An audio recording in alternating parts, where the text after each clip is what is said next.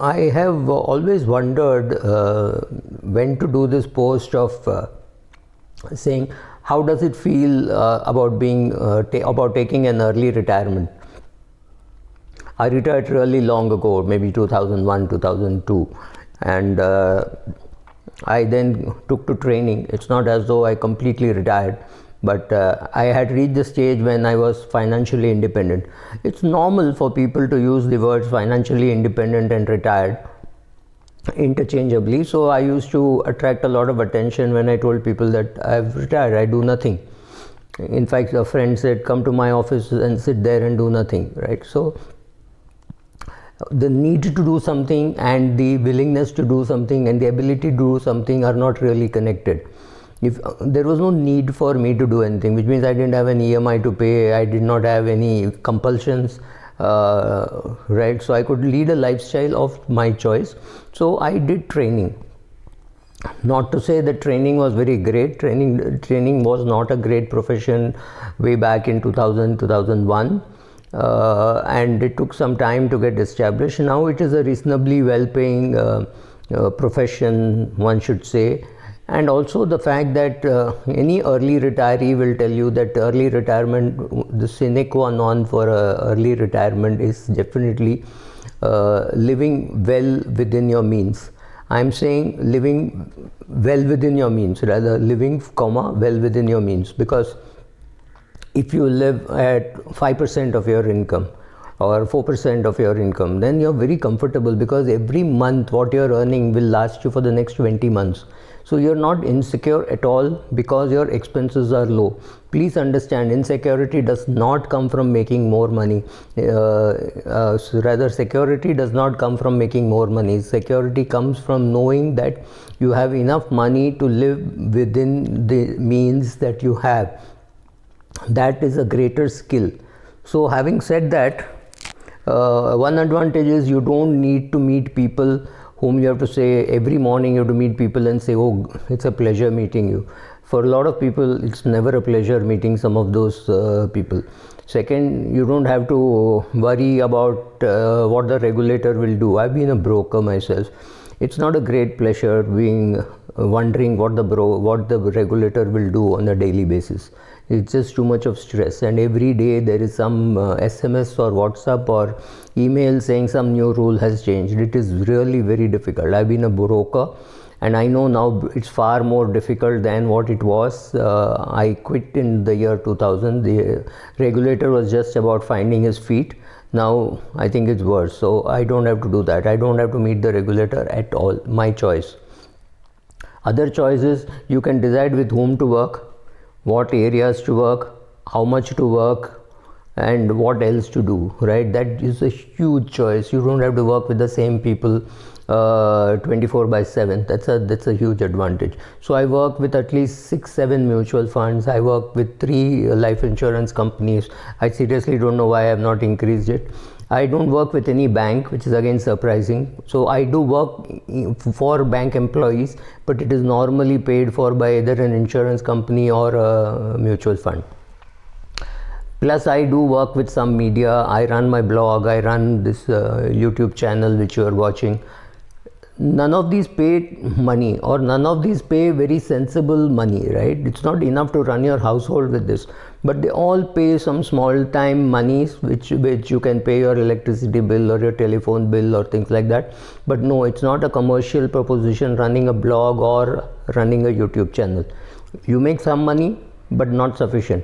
I still have to depend on my training as my main source of income, though of course my main source of income is either equity trading or equity dividends, more equity dividends and less equity trading, right? So that is the advantage is multiple sources of income.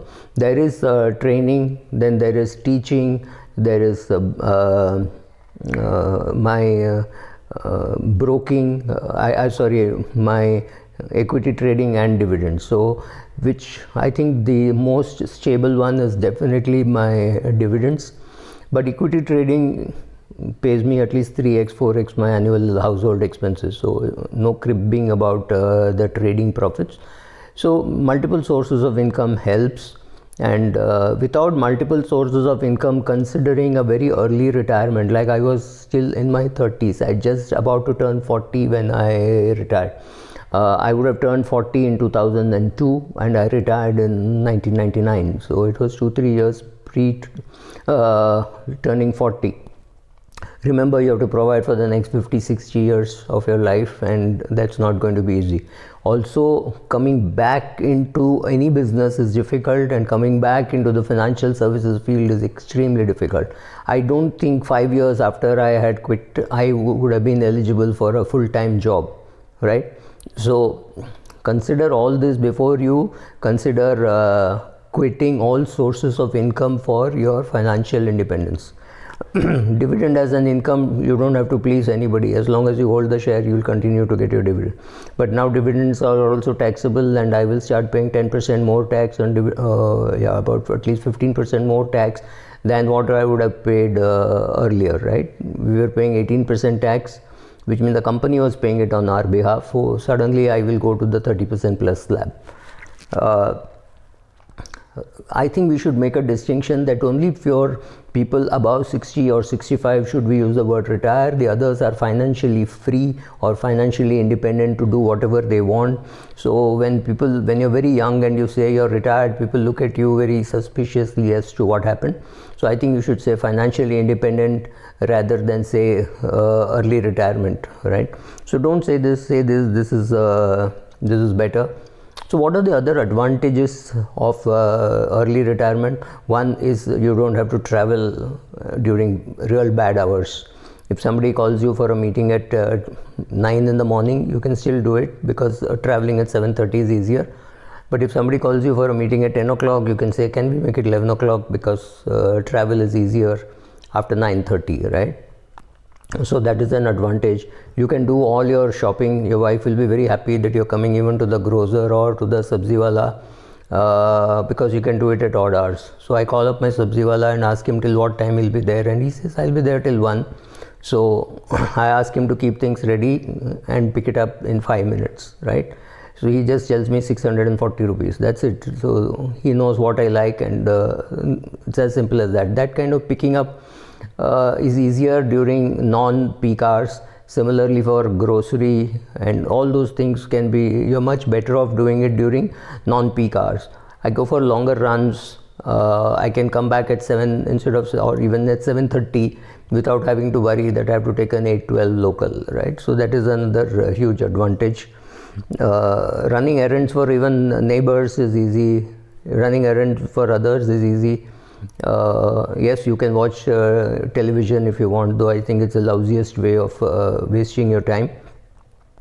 You tend to become a little more self-sufficient. I think the COVID has made me self-sufficient. I can now make rotis. I could always cook well, but I can now make rotis. I can clean up the house. I did the Diwali cleaning, right? So those kind of things you have time to learn. For people who seek, there is better nightlife because you can go to parties without worrying about getting up next day morning at 6 o'clock and rushing. But in my case, it has meant I can go to bed early. I get up early, and all the shooting which you are seeing is normally shot at 4 a.m. So lifestyle changes. Food, you don't need to eat out. If I'm eating out, it is more by choice and not by force. You are not comparing regularly with your colleagues and wondering what they are doing. That kind of mad comparisons are gone. I've created a lot of social groups. So we have a running group, we have a walking group, we have a cycling group, right? So that's good fun. We have investment groups. So again, I go there, chat, I talk. So I do that. Apart from that, of course, I do a lot of training. I do reading, I do writing. Yes, my blogging has suffered a bit. That is more out of laziness, not due to lack of time. But I can really do long, comprehensive posts. Perhaps a little more purpose in life. I spend a lot of time with my daughter, but I can assure you, kids don't need you beyond the age of 5 or 6. Then you're around nice because dad can have your credit card or things like that, but they really don't need you. But yeah, they take you for granted, which is very nice, because ultimately the greatest relationships is one where you are taken for granted. So I don't grudge that. I'm able to guide a lot of young kids into their career choices, etc. So generally, no regrets having a financial independence and an early retirement. Good choice.